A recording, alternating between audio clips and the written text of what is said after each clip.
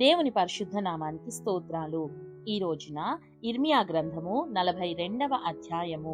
ఈ అధ్యాయంలో 22 వచనాలున్నాయి. మొదటి వచనం, అంతలో సేనాధిపతులందరును కారేహా కుమారుడైన యోహానానును హోషేయ కుమారుడైన యజన్యాయును అల్పులేమి ఘనులేమి ప్రజలందరును ప్రవక్తయైన ఇర్మియా యొద్దకు వచ్చి అతనితో ఇలాగు మనవి చేసిరి. రెండవ వచనం, మేము ఎంత కొంచెము మంది మిగిలి ఉన్నామో నీవు చూచుచున్నావు గదా. చిత్తగించి మా విన్నపమును నీ సన్నిధికి రానిచ్చి శేషించియున్న మా యందరి నిమిత్తము నీ దేవుడైన యెహోవాకు ప్రార్థన చేయుము. మూడవ వచనం, మేము నడవవలసిన మార్గమును చేయవలసిన కార్యమును నీ దేవుడగు యెహోవా మాకు తెలియజేయునుగాక.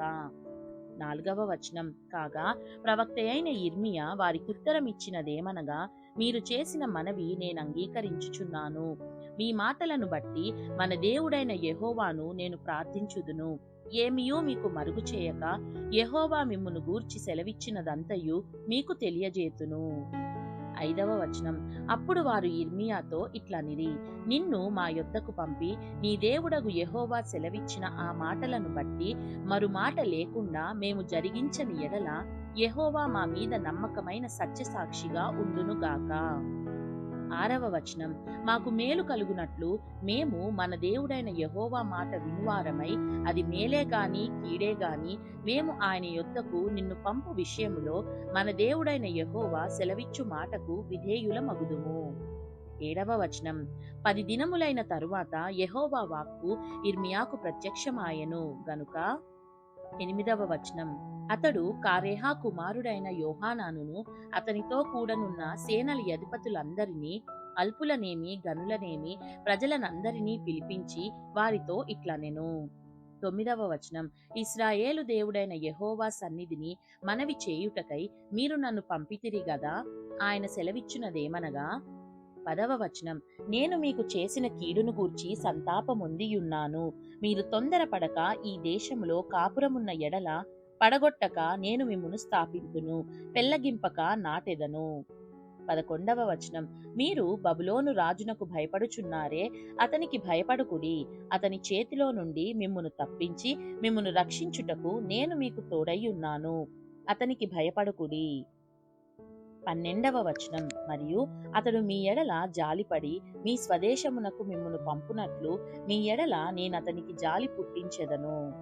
13వ వచనం, అయితే మీరు మీ దేవుడైన యెహోవా మాట వినని వారై ఈ దేశమందు కాపురముండక మనము ఐగుప్తు దేశమునకు వెళ్ళుదము. 14వ వచనం, అక్కడ యుద్ధము చూడకయు బూరధ్వని వినకయు ఆహారపు లేమి చేత ఆకలి గొనకయు నుండుము గనుక అక్కడనే కాపురముందమని మీరనుకొనిన ఎడల. 15వ వచనం, యూదావారిలో శేషించిన వారలారా, యెహోవా మాట ఆలకించుడి.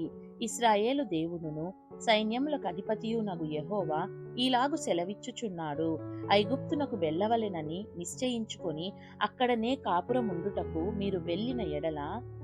16వ వచనం, మీరు భయపడుచున్న ఖడ్గము అక్కడను ఐగుప్తు దేశంనే మిమ్మును తరిమి పట్టుకొనును.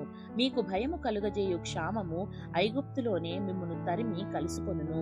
అక్కడనే మీరు చత్తురు.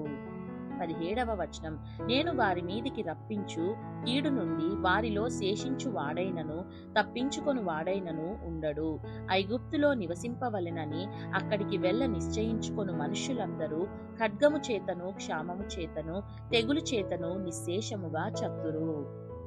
18వ వచనం, ఇశ్రాయేలు దేవుడగు యెహోవా ఈలాగు సెలవిచ్చుచున్నాడు, నా కోపమును నా ఉగ్రతయు యెరూషలేము నివాసుల మీదికి వచ్చినట్లు మీరు ఐగుప్తునకు వెళ్ళిన ఎడల నా ఉగ్రత మీ మీదికిని వచ్చును.